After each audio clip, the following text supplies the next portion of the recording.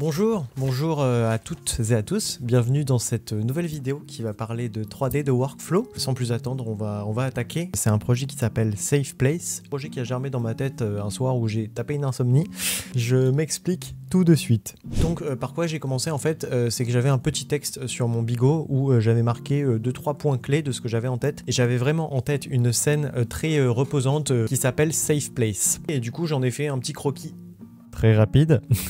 Surtout ce plan-là en fait qui m'intéressait, le plan par-dessus, c'est ce dont j'avais le plus besoin. Là on se représente peut-être un petit peu moins de ce qu'on a à l'écran, mais il y avait vraiment cet aspect de colline avec la petite maison en fond, les petites guirlandes, les petites fleurs, le petit ruisseau en bas, enfin bref, tout pour que ce soit tout mimi au possible. Et ce projet en fait, j'avais pas du tout envie de modéliser tout ce que vous voyez à l'écran. Donc ce que j'ai fait, c'est que je suis allé dans les bibliothèques d'Unreal Engine.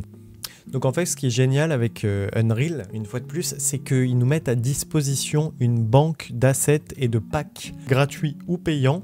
Et tous les mois, ils offrent des choses gratuitement. Là, par exemple, ce mois-ci, il y a littéralement un bureau modulable entièrement gratuitement au lieu de 25 balles. Et il y a aussi des packs d'assets gratuits, notamment Stylized Provençal. C'est le pack que j'avais utilisé sur la vidéo du van, en fait, que je vais utiliser ici. Pour les transmettre sur vos projets Unreal, c'est très simple, en fait. Moi, j'ai mes projets qui sont là et je choisis mon pack et je fais ajouter au projet et il s'ajoute directement dans mon content browser, dans mon projet Unreal. Là, vous pouvez voir tous les packs que j'ai ajoutés et c'est comme ça que j'ai fonctionné pour créer la scène que vous avez devant vos yeux. Donc la première chose que j'ai voulu faire pour cette scène, c'est de créer mon landscape, ma zone de travail. Le truc, c'est que justement, sur Unreal, ils avaient donné ce qu'on appelle les auto materials. C'est un pack qui gère normalement automatiquement comment notre terrain va se comporter et quelle texture lui appliquer. C'est-à-dire que j'avais sur le papier rien besoin de faire, juste de faire ce que je veux et automatiquement j'aurais eu mes montagnes enneigées et mon sol boueux. Le problème, c'est que ça fonctionne avec ce qu'on appelle les RVT, les Runtime Virtual Texture, et les RVT, pour pas rentrer dans les détails parce que même moi j'ai pas tout compris en fait, c'est une manière de streamer les textures sur le sol. C'est-à-dire que au lieu d'avoir cet endroit qui a cette information, on sait que cet endroit a cette information parce qu'il se trouve à tant de hauteur, tant d'épaisseur, etc.,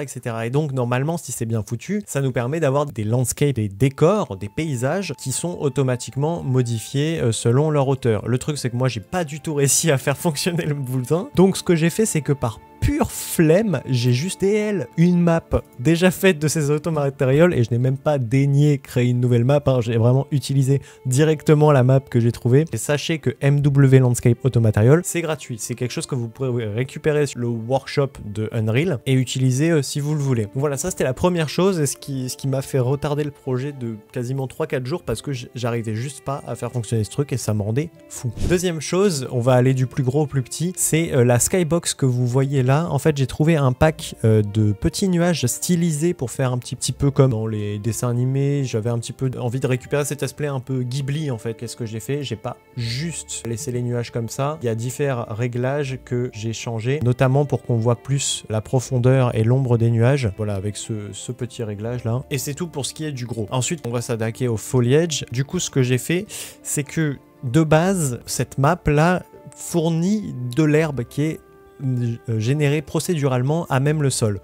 Le truc, c'est que moi, j'aimais pas l'herbe du tout qu'il y avait et j'avais pas envie de m'embêter à la changer. Et je savais qu'il y avait l'herbe de mon pack d'assets Stylized Provençal, voilà, qui est juste là. Donc, ce que j'ai fait, c'est que j'ai placé à la main avec mon outil foliage, comme on avait vu dans la dernière vidéo, j'ai pu sélectionner toutes mes herbes et utiliser un pinceau pour les placer comme je le souhaitais. Du coup, j'ai martelé de partout et vraiment, j'ai pas lésiné sur le nombre. Je voulais une scène jolie, j'en avais rien à péter de si c'était opti ou pas, d'accord? J'ai blindé de partout. J'ai pas bêtement blindé quand même parce que j'ai pas mis vraiment sur chaque pixel un modèle d'herbe, mais j'ai fait en sorte quand même que ça rentre bien et je suis content du résultat. Franchement, ça rend bien.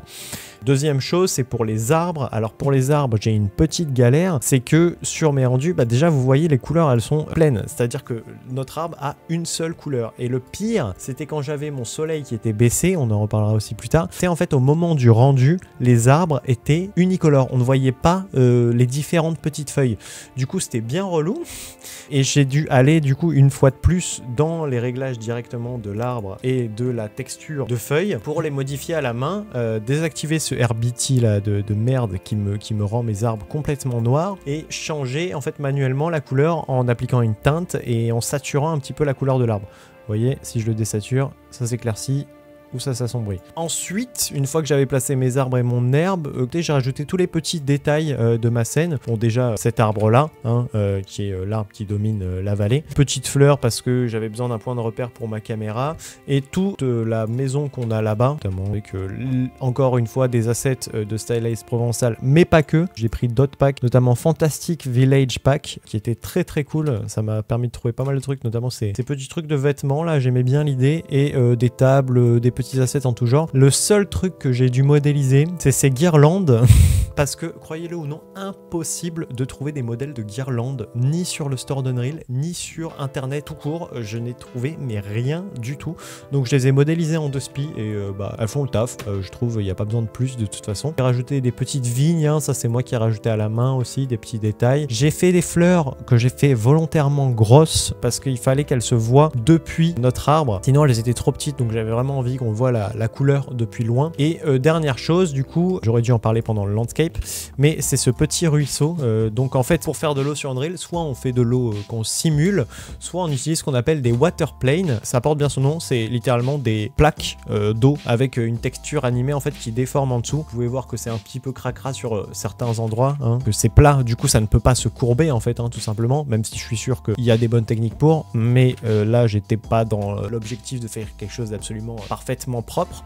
J'ai rajouté des petits drapeaux, des petits pontons à droite à gauche, histoire de rendre le tout un petit peu plus réaliste, on va dire, hein, des petits cailloux pour supporter les ponts, parce que sinon, en fait, par exemple, je vais vous montrer, mais là, le pont, il touche pas le sol, hein.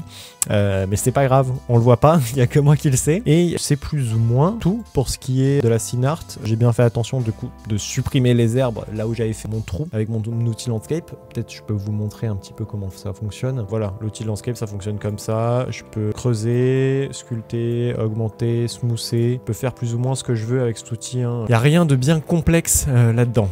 C'est même carrément simple à utiliser. Donc voilà pour ce qui est de la construction de la scène en soi, mais il reste 2-3 choses que j'avais voulu faire en plus. La première, du coup, on en a parlé tout à l'heure, mais c'était au niveau des lights. En fait, à la base, je voulais que mon soleil soit rasant, couchant, sauf que vous voyez qu'au niveau des arbres, ça ne rend pas bien du tout.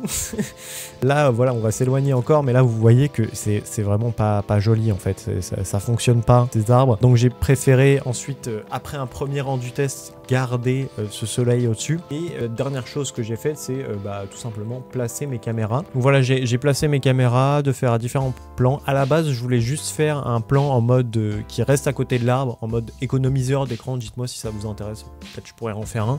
Mais vraiment, à la base, c'était un truc tranquille. Et puis, je me suis dit, bon, je me suis embêté à détailler ma scène. Donc, autant faire plusieurs plans avec. Donc voilà, j'ai un plan qui montre le point de vue depuis la vallée, un en contre-champ, en contrebas qui montre un petit peu le ruisseau, et un dernier en fait qui s'approche de la maison et qui fait un petit tour autour d'elle. Je me suis rendu compte après coup que c'était un petit peu surexposé, donc j'ai modifié ça au montage parce que j'avais déjà attendu une bonne demi-heure pour faire mon rendu, donc la flemme. Et c'est plus ou moins tout. Pour le rendu final, j'ai rajouté quelques effets audio, notamment pour le rendu de nuit, j'avais mis des criquets et des choses comme ça, et pour le rendu de jour, j'avais gardé des sound effects de vent et juste un petit peu de nature en fond. Mais voilà, j'espère avoir été suffisamment concis parce que de toute façon, il n'y a pas 50 000 choses à dire dessus. Si vous avez des questions néanmoins, n'hésitez pas à m'en poser. Moi, ça m'a fait plaisir de bosser sur ce petit projet là avant les vacances, hein. Pour une fois que j'ai pas trop de modé à faire, je m'amuse à faire une jolie scène. Je vous laisse avec du coup le rendu final de jour. J'espère que vous avez kiffé. Petit pouce, petit abonnement si vous voulez revoir d'autres choses en rapport avec la 3D par ici. Et moi je vous dis à la prochaine, à plus. Et bonne fête. Ah non, on a passé les fêtes. Bon bonne semaine.